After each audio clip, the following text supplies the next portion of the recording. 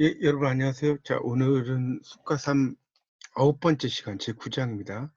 제9장으로서 그 도시숲에 대해서 한번 공부를 해보도록 하겠습니다. 그 페이지는 245페이지입니다. 도시에 있는 그런 숲이죠. 영어로 이제 그 도시숲을 urban forest라는 말 쓰죠. urban이란 말 자체가 도시란 뜻이에요. rural이라는 시골이라는 단어의 반대죠. 그래서 그 도시의 숲을 이야기하는데, 그래서 거기 그 도시숲이라는 용어가 그 세 번째 단락의 셋째 줄에 나오죠. 법률적 정의.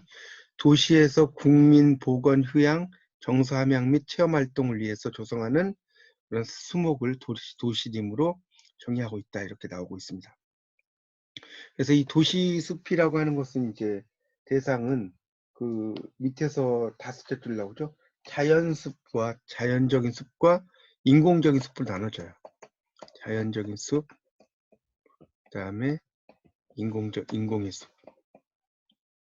그러니까 이 자연의 숲이라고 하는 것은 일종의 뭐 산림이라든가 수목원이라든가 뭐 또는 뭐 자연 휴양림이 있겠죠. 자연 휴양림 뭐 등등이 있겠고, 인공의 숲은 이제 도시 공원이 대표적이겠죠. 또 학교의 숲, 또 마을 숲 등등이 있겠죠. 그래서 이 도시숲이라는 것은 법률적인 용어는 아니지만 도시림 등에 대한 기본 계획이 이제 있다는 것이 나오고 있습니다. 그래서 이제 그 도시 숲에서 이제 개발 제한 구역의 숲이라는 것이 또 있습니다. 이제 9.2에 보면, 그래서 이제 우리 개발 제한 구역을 이제 보통 그 뭡니까? 그린벨트란 말 많이 쓰죠. 그런 도입 배경. 1971년 7월에 제도화한 개발 제한 구역은 수도권 지역을 대상으로 지정이 되었죠. 그래서 1977년에 서울의 그 247쪽에 나오죠.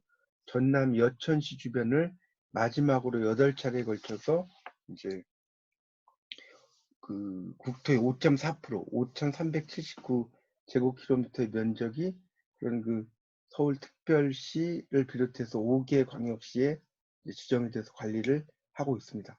그러니까 이걸 이제 만든 이유는 247쪽의 세 번째 단락이 나오죠. 도시가 무질서하게 외곽으로 확산될 경우에 주택 환경 문제는 물론 도시 내부의 토지가 비효율적으로 이용되고요. 또 도시 외곽의 녹지가 무분별하게 훼손되는 등 많은 문제를 초래하죠.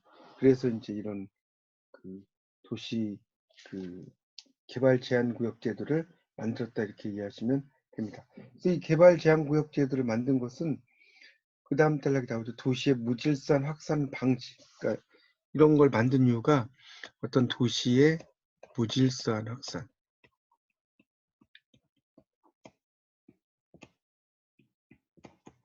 이걸 방지한다는 거죠.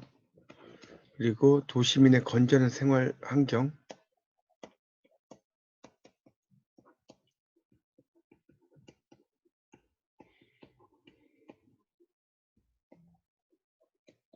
이런 걸 확보하기 위해서 이제 만들었다고 볼 수 있습니다. 그리고 이제 자연 환경도 보존할 수 있겠죠. 뭐 그런 목적이고, 248쪽에 보면 이제 그 개발 제한 구역의 역사적 기원이 이제 영국의 그린벨트에서 이렇게 됐고, 거기에 보면 임수와 금산, 봉산 이 표현을 좀 알아두셔야 됩니다. 용어, 임수, 그다음에 금산, 봉산.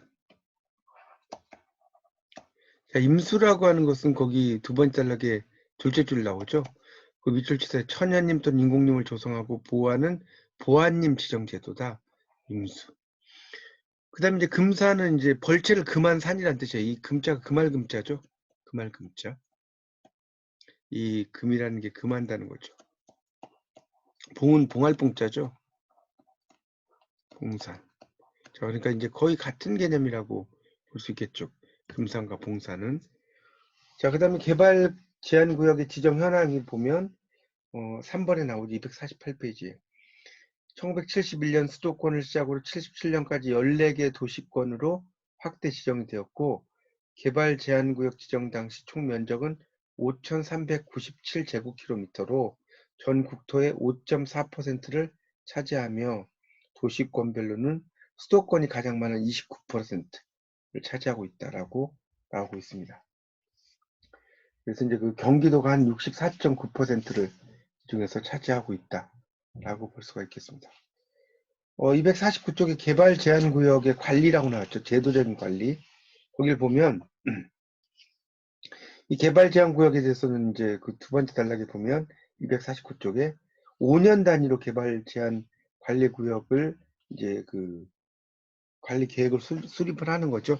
5년 단위. 이거 꼭 알아두십시오. 자, 그래서 이 5년 단위를 수립을 된 다음에 이 국토해양부 장관의 그런 그 승인을 받게 돼 있다라고 할 수 있습니다. 자, 250페이지에 이제 보면, 그래서 이제 뭐 여러 그 내용은 여러분 읽어보시고요. 그래서 이제 그런 것을 통해서 이제 그 개발 제한 구역을 250페이지에 그 예시문 다음에 이제 두 번째 단락에 한 7째 줄 나오죠. 충실하게 추구한다는 거죠. 구역의 지정의 목적을. 그런 게 나오고 있습니다. 자, 251쪽은 이제 그 관련법과 지침에 대한 이야기는 읽어보시고요. 자, 그 다음에 나오는 게 이제 도시숲으로서의 관리 부분을 보겠습니다. 도시숲으로서의 관리. 자, 그 다음 별표 하나 쳐놓으세요. 그래서 이 개발 제한 구역은 거기 좀 밑줄 치세요. 자연환경이 차지하는 비중이 높아서 대도시 주변의 중요한 나오죠. 중요한 녹지 및 녹지축으로서 역할이 크다. 그리고 시민의 허파 역할을 한다. 자, 그거 알아두시고요. 자, 그 다음에 그래서 이제 그런 그 개발 제한 구역들이 이제 상당히 많은데 252쪽의 둘째 줄에 보면 이 수도권 개발 제한 지역의 이용 현황을 보면 2006년 12월 말에 임야 58%, 논 13.5%, 밭 8.8%라는 거예요. 그러니까 임야가 차지하는 비율이 상당히 높죠. 그러니까 숲이 차지하는 비율이 높다는 의미로 볼 수가 있겠죠. 그리고 이제 그 수도권에서 임야가 차지하는 비율은 서울시 65.6, 인천 39.8, 경기도 58.8 이런 순서로 나타나 있다. 이렇게 볼 수가 있습니다. 그래서 이제 그런 내용도 좀 알아두시고요. 그래서 이제 개발 제한 구역은 253쪽이죠. 자, 도표 밑에 보면 1997년 김대중 대통령이 그린벨트 개선을 공약으로 내건 이후에 대대적으로 개편됐다는 거죠. 2000년 이후에는 칠합지구 우선 해제 지역에서 해제됐다라는 게 나오고 있습니다. 그런 내용이 이제 쭉 나오고요. 자, 255쪽으로 이제 넘어가면 255쪽. 그래서 이 개발 제한 구역의 토지 소유자는 이제 넷째 줄 나오죠. 대부분 개인이라는 거예요. 이 개발 제한 구역의 토지 소유주자가 대부분 개인. 그래서 구역 지정으로 인한 재산상의 피해를 보고 있다는 거죠. 그런 얘기가 나옵니다. 그래서 이제 이 개발 제한 구역이라고 하는 것에 대해서 네 번째 단락이 나오죠. 최근에 여가 수요가 급증한다. 여가 수요가 최근에. 자, 여기다 밑줄 쳐놓으세요. 그래서 이제 이런 개발 제한 구역을 그런 그 도시적인 시설로 이용하기보다는 여가 공간으로 이제 많이 이야기를 한다는 겁니다. 도시민의. 그런 것으로 활용하기 위해서. 그러니까 휴양림이라든가 수목원이라든가 도시공원 이런 거를 많이 설치한다는 게 나옵니다. 그 다음에 이제 그 다음 단락에는 둘째는 도시농업을 위한 용도로 적극적으로 활용해야 된다는 것도 나오고요. 마지막 줄에 보면 구역 내에서 훼손행위를 관리해야 된다는 것도 나오고 있고요. 자, 그 다음 단락에 이제 256페이지 두 번째 단락에 보면 그 도시 허파 역할을 하는 그런 그 개발 제한구역의 숲으로부터 그런 그 혜택을 받고 있는 시민은 참여를 통해서 보존을 하려고 노력해야 된다. 이런 얘기 나옵니다. 자, 그 다음에 이제 도시공원과 녹지로 가보면 도시공원이죠. 이 도시공원이라는 게 이제 그 근대 이후 공원 중세 이후에 왕족과 귀족이 소유해서 독점해서 사용하던 이런 정원이 이제 일반인에게 공개한 것에서 비롯되었다는 거죠. 그래서 이런 그 공공적 공원, 이거는 산업혁명의 결과라는 겁니다. 거기 256쪽의 아랫부분 나오죠.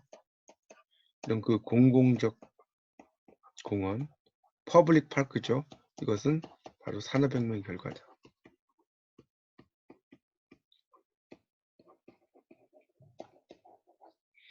자, 257쪽에 이제 보면, 그래서 이제 그런 내용이 쭉 나오고, 네 번째 단락에 보면 257쪽에 산업혁명 이전의 도시가 자연 속의 도시였다면 산업혁명 이후에는 도시 속의 자연이다. 자, 그게 바뀌었다는 거죠. 산업혁명 이전에는 자연 속의 도시라는 거예요. 산업혁명이 여기 있으면 산업혁명 이후에는 도시 속의 자연이다. 자, 그런 얘기가 되겠죠. 자, 그래서 우리나라 도시공원의 변천은 마지막 줄에 보면 현대적인 의미의 도시공원이 탄생한 것은 일제강점기에 도시계획법의 도입과 더불어서 1934년 시가지 계획령이 고시된 이후에 이제 도시계획공원이 조성됐다. 뭐 이런 얘기가 나오고 있습니다. 258쪽에 두 번째 단락에 이제 보시면, 그래서 이제 우리나라 최초의 공원은 바로 이제 탑골공원이라고 나오죠. 우리 흔히 파고다 공원이라고도 하죠.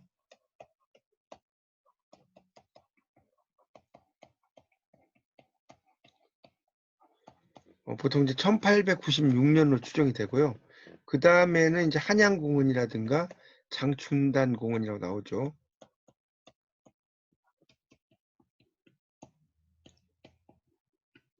그 다음에 사직공원 이런 것들이 이제 있습니다.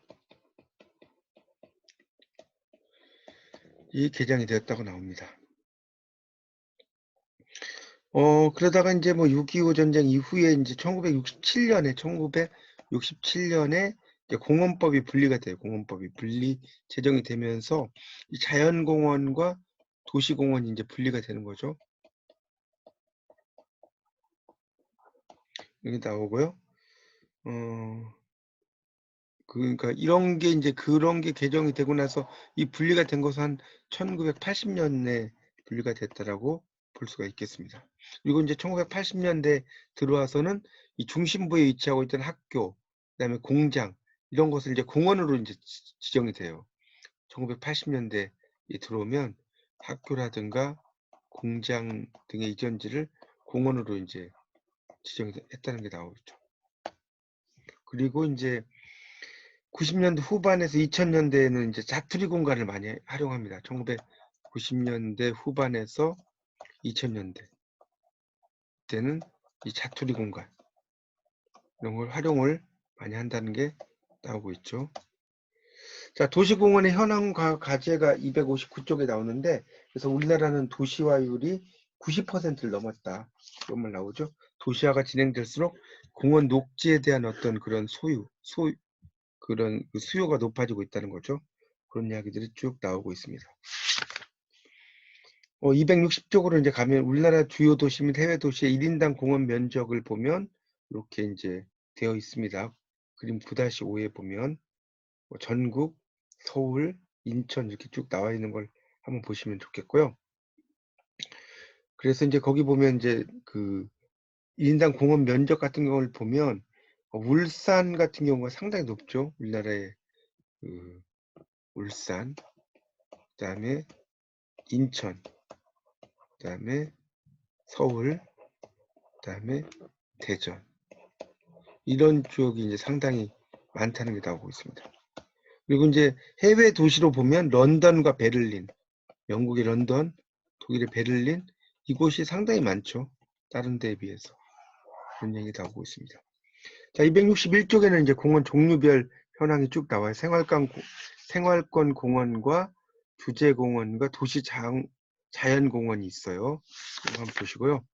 그래서 이제 이 도시의 공원은 이제 이렇게 여러 공원의 종류가 있는데 그런 그 미조성 공원 261쪽이 마지막 단락에 보면 10년 이상 되면 장기 미집행 도시계획 시설로 남게 되죠. 그래서 이제 효력이 상실돼. 그러면 이제 난개발 막 이렇게 그 어수선하게 개발이 될 우려가 상당히 높다는 것이 나오고 있습니다. 그러니까 도시공원 그 조성 계획들 같은 경우도 이제 보면 거기에 이제 생활권 공원과 주제 공원이라는 게 있어요. 도시공원에 이제 보면. 그래서 이제 그런 것들도 좀 잘 보셔야 되는데 265쪽을 보세요. 265쪽. 여기서도 중요한 게 이 생활권 공원에 보면 생활권 공원이 있죠. 생활권 공원. 거기에 이제 보면 소공원, 어린이공원, 그다음에 근린공원 있어요. 근린공원. 근린공원에서 보면 1000만 제곱미터 이상 이렇게 나왔죠. 10,000 제곱미터. 그러니까 여기 이제 이게 최소죠. 최소 단위라고 하는 걸 볼 수 있습니다. 그리고 이제 266쪽에 보면 이제 공원 시설의 종류가 쭉 나와 있죠. 조경, 휴양, 유의, 운동, 교양 여러 가지가 있으니까 한번 읽어보세요. 그래서 이제 생활권 공원에서 보면 이제 소공원부터 이제 쭉 이야기가 나오는 거죠. 소공원은 말 그대로 소규모 토지를 이용해서 도시민의 휴식, 정사함양 이런 것을 목적으로 하는 공원이죠. 267쪽에 보면 쭉 나와 있습니다. 그런 내용이 쭉 나오고요. 그 다음에 268쪽에 보면 어린이 공원 나오죠. 어린이 보건 및 정서 생활의 향상에 기여하는 것을 목적으로 설치된 공원이다 라고 하는 게 쭉 나옵니다. 그러니까 이제 이 어린이 공원 같은 경우는 보통 그 어린이가 일반적으로 이용을 하지만 거기 세 번째 단락에 나오죠. 어린이와 동반하는 보호자, 지역 주민도 이용할 수 있다. 이런 것을 알아두시면 좋겠고요. 그래서 이제 그런 내용. 그 다음에 근린공원이 269쪽에 나오죠. 이거는 이제 근린 거주자, 근린 생활권으로 구성된 지역생활권 거주자의 보건, 휴양, 정서생활의 향상에 기여하는 것을 목적으로 설치하는 공원이라는 게 쭉 또 나오고 있습니다. 자, 270쪽에 보면 주제공원이라고 나오죠. 거기에 보면 첫 번째가 역사공원이 있어요. 역사. 말 그대로 역사적인 어떤 유물들이 있는 거겠죠. 270페이지에 바로 밑에 보면 역사적 장소, 시설물, 유적, 유물 등을 활용해서 그런 설치하는 공원이죠. 그래서 기존에 문화재가 있는 지역 외에도 문화재가 위치한 외곽의 일정 지역을 포함해서 공원으로 지정할 수 있다고 나오고 있습니다. 271쪽에 문화공원이 나오죠. 이거는 이제 도시의 각종 문화적 특징을 활용해서 설치하는 공원이다. 지역의 대표적 인물, 또 지역 축제, 전통문화 체험, 자연 예술 등을 주제로 한 그런 그 지역 문화 활동을 활용해서 조성할 수 있다고 나옵니다. 수변공원은 이제 물가라는 의미죠. 수변이란 말이 물가에 여러 가지 이제 시설들을 설치해 놓는 내용이죠. 갯벌이라든가 하천 이런 게 있겠죠. 그래서 이제 이 수변공원은 대부분 넓은 경관이 전개되는 곳이니까 넓은 수역을 조망할 수 있도록 272쪽에 나와요. 그런 경관을 활용을 해야 된다. 그 다음에가 이제 묘지공원. 그러니까 시가화가 예상되지 않는 자연 녹지 지역에 설치를 해야겠죠. 그래서 여러 가지 조경시설들이 있어야 된다는 것이 쭉 나오고 있습니다. 자, 273쪽에 보면 체육공원, 도시농업공원, 조례에 의한 규제공원 이렇게 나오죠. 체육공원 같은 경우는 이제 체육 말 그대로 체육 활동을 목적으로 하는 공원이라고 볼 수가 있겠고, 도시농업공원은 도시 지역에 있는 어떤 그런 그 토지, 건축물 등 다양한 생활 공간을 활용한다고 볼 수 있습니다. 조례에 의한 공원은 273쪽의 아랫부분에 있죠. 시도의 조례에 의해 설치되는 공원이다. 이렇게 나오고 있습니다. 자, 그 다음에 이제 274쪽에 보면 녹지라는 게 나와요. 녹지. 녹지라는 것은 광의와 협의가 있다는 거죠. 광의라는 것은 말 그대로 넓은 의미의 공원을 광의라고 하겠죠. 그래서 이제 오픈 스페이스를 의미한다. 그러니까 탁 트인 공간이란 뜻이죠. 오픈 스페이스란 말이에요. 트인 공간. 그래서 이제 그 건물 혹은 구조물에 의해서 피복되지 않는 모든 토지, 수면 이런 공간들을 의미한다고 볼 수 있습니다. 자, 275쪽에 이제 녹지 조성 계획에 보면 완충 녹지, 완충 작용을 한다. 이런 말 들어보셨죠? 그래서 이제 대기 오염이나 그런 소음, 진동, 악취, 이에 준하는 공해와 각종 사고 등을 방지를 위해서 설치했다. 그래서 완충 녹지를 설치할 때에는 원인 시설의 접한 부분으로부터 최소 10m 이상의 폭 확보해야 된다. 근데 이제 실질적으로 도시 현실상 그 10m 이상을 확보하기는 어려워요. 확보하기는 어렵다. 그런 얘기 나오고 있죠. 그게 이제 완충 녹지고요. 그 다음에 경관 녹지가 276쪽에 나오죠. 경관 녹지. 이거는 도시의 자연적 환경을 보존하고 개선하고 이미 훼손된 지역을 복원하고 개선해서 도시 경관을 향상하는 지역이다. 자, 그 다음에 연결 녹지라는 것이 또 나오죠. 연결 녹지. 이건 별표 하나 쳐놓으세요. 그래서 이 연결 녹지는 그런 그 도시 내의 공원, 하천, 산지 등을 유기적으로, 유기적이라는 것은 긴밀하게 연결시켰다는 뜻이에요. 긴밀하게 연결시켰어. 그래서 이제 만든 공간이고요. 그래서 연결 녹지는 그럼 몇 가지 기능을 고려해서 설치하는 게 좋다. 그래서 비교적 규모가 큰 숲으로 이어지거나 하천을 따라 조성되는 상징적인 녹지축 혹은 생태 통로가 되도록 해야 되고, 도시 내 주요 공원 및 녹지는 주거지역, 상업지역, 학교, 공공시설과 연결하는 망이 형성돼야 된다. 그 다음에 이제 녹도. 녹도라는 것은 이제 영어로 말하면 그린웨이죠, 그린웨이. 277쪽의 세 번째 단락입니다. 그래서 연결 녹지를 설치할 경우에는 도시 지역 내 녹지 공간, 보행자의 안전, 쾌적성을 확보하는 게 중요하다. 이런 것도 알아두시고요. 그 다음에 이제 278쪽에 보면 그런 녹지 같은 걸 이제 만들 때는 녹지율이 나오죠. 밑에서 둘째 줄에 가로수 바로 위에 70% 이상으로 해야 된다. 녹지율 70%도 동그라미를 좀 쳐놓으세요. 자, 이제 가로수부로 가보도록 하겠습니다. 가로수. 이 가로수부에 이제 가로수의 대표적인 게 뭐겠어요? 가로수죠, 가로수. 길거리에 있는 나무. 그래서 이제 가로수분, 가로수뿐이 아니라 가로 환경에서 거기 세 번째 줄 밑줄 치세요. 시야에 들어오는 통합된 가로 경관으로 인식해야 된다. 이런 것들 알아두시고. 그래서 이제 이런 가로수의 그런 역할을 본다면 어때요? 그런 도심의 녹지 면적을 확보한다는 거죠. 녹지 면적을 확보한다. 그 다음에 이제 도시 생태 쾌락 및 징검다리 이런 역할을 한다는 거죠. 그 다음에 이곳에서 생물이 서식하죠. 생물 서식 공간을 제공할 수 있고요. 그 다음에 또 도시의 미관이 향상되겠죠. 뭐 이런 기능들이 있다고 볼 수 있겠습니다. 그래서 이제 가로수를 보면 이제 280쪽에 나오죠. 가로수. 가로수를 이제 길가에다가 이제 많이 심죠. 그래서 외관적인 것도 있고, 이제, 그 다음에, 그래서 이 가로숲은 이제 보도의 식재 공간이라는 게 이번에 나옵니다. 보도의 식재 공간. 자, 이건 뭐예요? 수분 증발 방지한다. 이제 띠녹지라고 불리는 경우가 많다는 거죠. 띠녹지.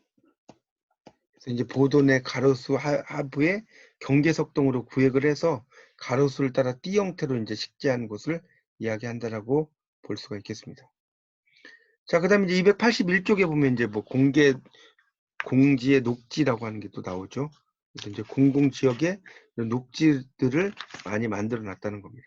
그리고 이런 공개 녹지 같은 경우는 10%, 대지 10% 정도 이야기를 한다는 거죠. 그런 공간이 상당히 중요하다. 공개 녹지는 그렇게 볼 수 있겠고요. 그 다음에 또 이제 완충 녹지라고 하는 게 나오죠. 완충 녹지. 자, 이거는 이제 완충적인 역할을 하는 거죠. 그래서 마지막 줄에 소음을 차단하기 위해 완충 녹지를 조성할 경우 소음 차단 식재, 그냥 식재가 아니고 소음 차단 식재는 지역이 치밀한 수정으로 이제 심는다. 뭐 이런 얘기가 되어 있고요. 그다음에 이제 경관 녹지의 녹지 같은 것도 경관지구의 녹지 같은 것도 잘 설정하는 게 나오고 인접 유휴지 녹화도 있습니다. 녹화라는 것도 이제 그런 나무 같은 걸 심는 그런 것을 말한다라고 볼 수가 있겠죠. 그래서 이제 그런 도시에다가 이제 이렇게 나무 같은 거 심는 거고요. 비탈면 녹지가 이제 284쪽에 나오죠. 그러니까 비탈, 그러니까 경관의 향상을 위해서 녹화도 중요하지만 비탈면을 세우는 거죠. 그래서 이 개발지에는 비탈면이 많은데 차도변의 비탈면은 콘크리트보다 그런 녹화 블록, 관목, 초화류, 그래서 토사가 발생하지 않도록 하는 거, 이런 게 또 중요하죠. 이것서 비탈면에 녹화한다는 것도 상당히 중요하다는 거예요. 그 다음에 285쪽 입체 녹화라고 나오죠. 입체 녹화. 이거는 이제 벽면 녹화나 옥상 녹화를 통합적으로 보는데 수직이나 수평적인 인공물, 수평적인 인공 구조물에 그 식물로 피복하는 것이다 나오고 있습니다. 자, 그 다음에 이제 중앙 분리대라고 하는 게 또 나오죠. 중앙 분리대. 자, 이런 중앙 분리대에다가도 이제 이렇게 뭡니까 그 중앙부 일정폭을 확보해서 구획한 띠 형태의 공간이죠. 수목을 식재한다는 거죠. 그래서 이런 운전자의 피로감 같은 것도 덜어주고 사고를 좀 방지해주는 역할도 있다는 겁니다. 그렇게 볼 수 있겠고요. 그 다음에 이제 교통섬과 인터체인지가 또 나오죠. 교통섬 286쪽이죠. 그래서 거기 보면 그런 차량의 연결, 원활한 통행을 확보하고 보행자의 횡단 안전을 도모하기 위해서 이제 섬 모양으로 만들어진 공간이다. 그래서 여기에 랜드마크라고 나오죠. 이 이정표라는 뜻입니다. 286쪽에 20번 교통섬과 인터체인지 네 번째 줄에 랜드마크, 이건 이제 이정표라는 뜻이에요. 이런 걸 만들어 준다는 겁니다. 자, 인터체인지라는 것은 우리말로 교차로라는 뜻이에요. 교차로, 인터체인지.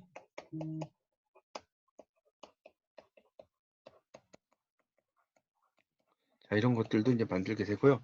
그 다음에 이제 그 가로수를 이제 조성을 또 한다는 거죠. 길가에 이제 이런 가로수들을 많이 조성을 하겠죠. 그래서 이제 이런 가로수는 당연히 이제 그 국토를 녹화하는 중요한 역할도 하지만 또 경관, 조성, 공해 방지 뭐 이런 것을 위해서 만들게 된다는 겁니다. 그래서 이 가로수의 조건은 288쪽에 나오죠. 거기 288쪽을 보세요. 가로수의 조건. 거기에 이제 보면 기후와 토양에 적합한 수종, 주변 경관과 어울린다, 환경오염 저감과 기후 조절에 적합하다. 그 다음에 수형, 이 수형은 나무의 모양이라는 뜻이에요.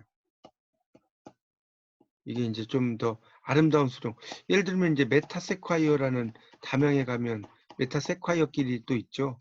이런 것들이 이제 상당히 또 그 아름답죠. 그 모양이라든가 이런 것들이. 그래서 많이 심게 되는 품종이라고 볼 수 있습니다. 자, 290쪽에 보면 가로수의 수종을 선정한다고 나오죠. 가로수를 어떤 걸 심을지를 이제 선정하는 이야기가 표 9-10에 나옵니다. 그건 여러분이 한번 읽어보십시오. 그러니까 뭐 침엽수, 화렵수 이런 것들을 잘 활용을 해서 이제 본다는 게 나옵니다. 그래서 이제 그 291쪽에도 보면 침엽수, 화렵수의 경관적 측면, 기능적 측면, 경제적 측면, 관리적 측면 이런 것이 있어요. 그러니까 특히 이제 침엽수 같은 경우는 낙엽이 소형이고 일시에 지지 않아요. 관리가 용이하죠. 화렵수는 낙엽이 대형이고 일시에 대량의 낙엽으로 관리에 노력이 들고 해마다 가지치기도 해줘야 된다. 이런 이야기들이 있거든요. 그 부분 읽어보시고요. 그래서 이제 가로수를 관리하는 것이 또 쭉 나오죠. 가로수를 관리하는 거. 그래서 이제 가로수 관리의 주체가 이제 보통 지방자치단체장으로 최근에는 이제 가로수 관리를 일임하고 있다는 겁니다.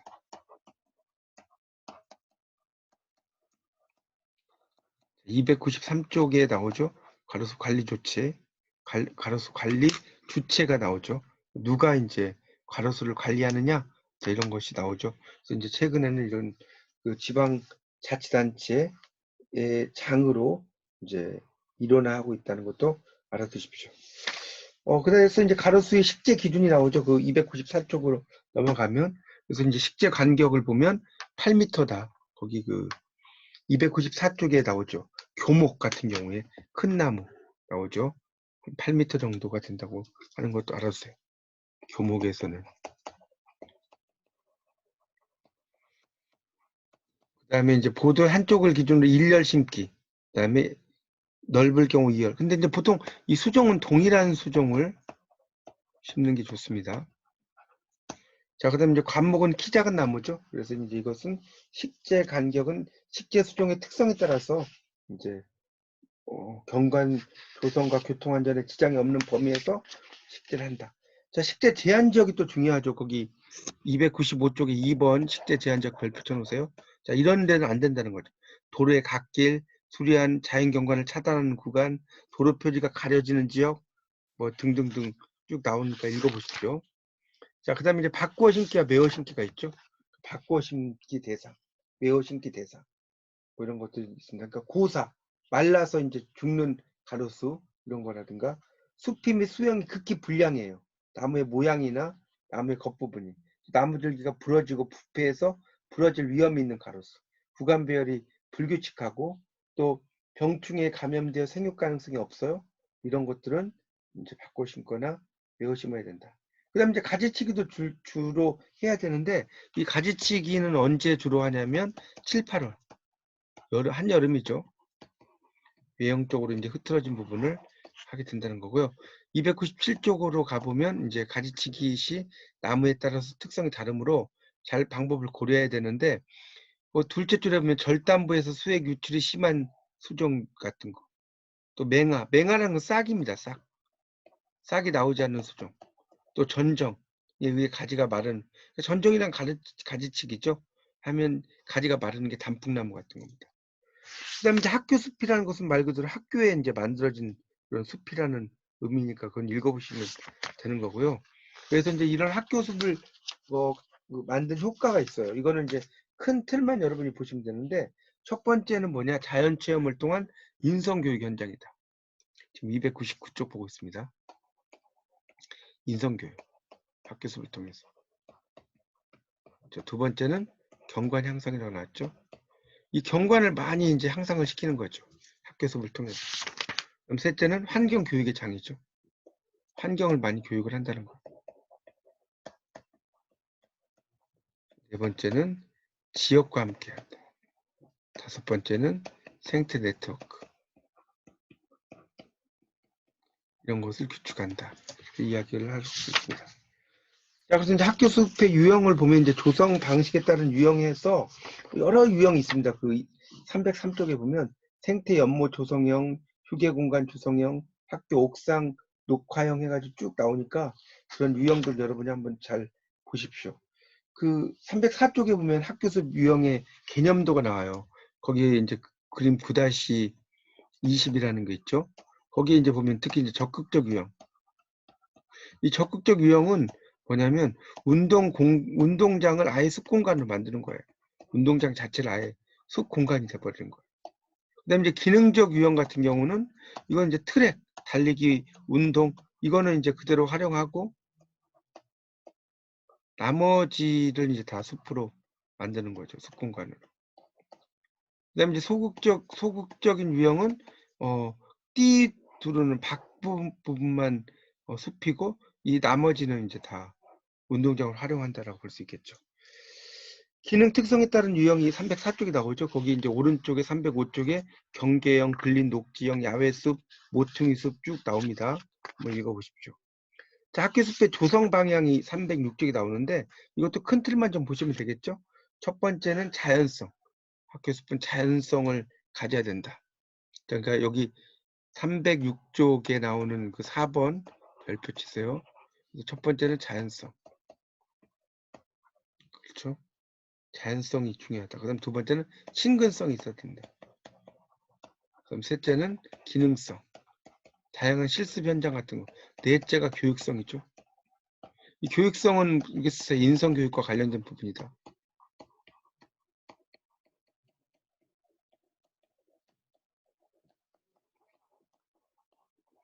자, 그 다음에 다섯째가 환경성이고요. 그 다음에 여섯째가 협동성입니다. 그래서 이 협동성은 일종의 다양한 관계자가 참여하는 거죠. 다양한 관계자 참여라고 볼 수 있어요. 이게 이제 대표적인 그 협동성이다. 그래서 이제 이런 조성 과정과 운영은, 그러니까 특히 이제 이 운영 같은 경우는 뭡니까? 지역이나 이해관계자. 잘 협의를 해야 되겠죠.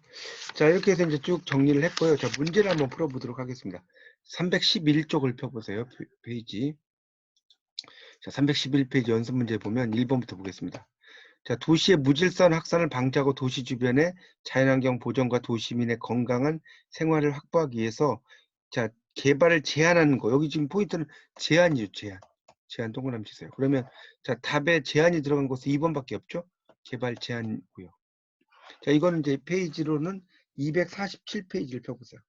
247페이지를 펴보시면 개발 제한 247페이지 세 번째 단락 부분을 잘 보시면 도시가 무질서하게 외곽으로 확산될 경우 그 부분이에요. 자, 조선시대 임금으로 2번 지금 개발 제한구역과 유사한 제도로 백성의 생활 유지와 발달을 위해서 지정된 산기슭에서 물가에 이르는 천연님, 인공님을 조성하고 보호했다. 답은 임수죠. 자, 이거는 248페이지입니다. 248페이지를 펴보시면 그 두 번째 단락이 나오죠. 임수는 우리나라에서 가장 역사가 빠른 거고 백성의 생활 유지와 발달을 위해 지정된 산기슭에서 물가에 이르는 천연님 또는 인공님을 조성하고 보호하는 보안님 지정제도 248이고 생활권 공원에 해당하지 않는 거 이거는 265쪽을 펴보세요. 265쪽에 보시면 이제 생활권 공원이 나올 거예요. 도표로. 거기 보면 소공원, 어린이공원, 근린공원인데 이 그 3번의 체육공원 이거는 주제공원이라고 써놓으세요. 이 체육공원은 주제공원이에요. 주제공원. 그래서 거기 그 주제공원에 역사공원, 문화공원, 소변공원, 묘지공원, 체육공원, 도시농업공원이 있죠. 자, 법에서 정하고 있는 근린공원의 최소 면적 이거는 265쪽의 그 도표에 근린생활권 근린공원의 공원 규모를 보시면 나오죠. 거기 500m 이하는 10,000제곱미터 이상이고요. 1000m 이하는 3만 미터 제곱미터 이상이 쭉 나오죠. 그러니까 여기서는 뭡니까? 2번이겠죠. 2번. 10,000제곱미터 이상이 최소고 시설 녹지에 해당되지 않는 것은 당연히 생산 녹지죠. 이건 275페이지를 보시면 275페이지부터 이제 나오죠. 녹지라고 하는 것이 나오고 거기에 보면 이제 그 완충 녹지라든가 경관 녹지, 연결 녹지 이런 것들 나옵니다. 이런 것들이 이제 대표적인 예라고 볼 수 있죠. 근데 여기 생산 녹지라는 말은 나와 있지 않죠. 답은 4번. 자, 그 다음에 가로수의 조건을 적절하지 않은 거. 이거는 이제 288에서 289쪽을 펴보세요. 288쪽에 보면 가로수의 조건이 나오는데 생장이 늦고 수영의 조형이 쉬운 종이라고 나왔죠. 여기 이제 보면 아까도 좀 설명을 드렸지만 이 가로수에서는 수영이 아름다운 거죠. 아름다운 거. 그 다음에 당연히 공에 강해야 되겠죠. 가로수는 환경오염 저감과 기후 조절에 적합해야 되고 친밀감을 줘야 되겠죠. 그런데 여기 생장이 늦고라는 게 나오죠. 생장이 늦고라는 말이 좀 잘못됐죠. 생장이 좀 빨라야 되겠죠. 그러니까 빠르며 수영의 조형이 그 쉬운 종. 수영의 조형이 쉬운 종은 맞는데 이 앞부분 생장이 늦고가 틀렸어요. 자, 이건 288, 289를 보시고요. 가로수의 식재 제한에 해당하지 않는 곳은 그랬죠. 이건 295쪽. 295쪽을 펴보세요. 거기 보면 제한지역 아까 이야기했죠. 갓길, 농경지 주변, 도로 표지가 많은 지역 그런데 단절된 녹지 또는 하천 간에 연결할 수 있는 지역 이건 뭐 식재를 제한할 필요가 없겠죠. 이런 것은 그런 식재 제한 지역하고는 조금 상관이 없겠습니다. 그렇죠. 그래서 답은 1번이 되겠습니다. 이렇게 해서 이제 도시숲이라는 부분에 대한 전체 강의를 마치도록 하겠습니다. 자, 이상 마치겠습니다. 끝까지 들어주셔서 감사합니다.